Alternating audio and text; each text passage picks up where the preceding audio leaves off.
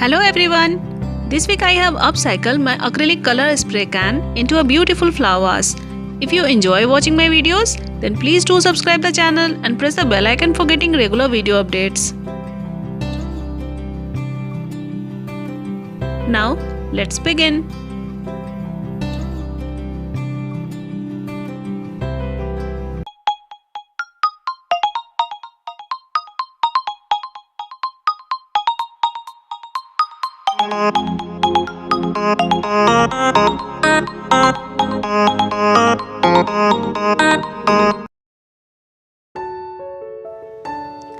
I like the height of this can, so I have just cut the nozzle and then I'll attach the cap of the can after cutting it from the center to form a vase. For more best out of west videos, you can click on the I button which is on the top right portion of the video. And for material, kindly see the description box below.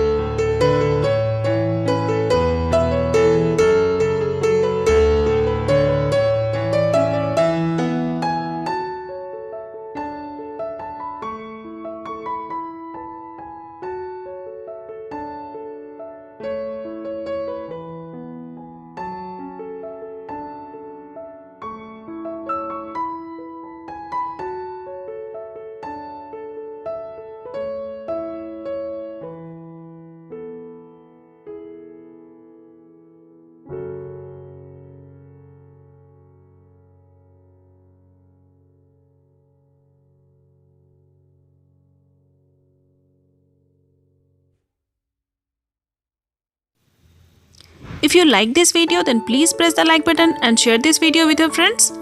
And if you have any query, then please feel free to ask me in the comment section. See you next week with another DIY project. Till then, happy crafting! Bye bye!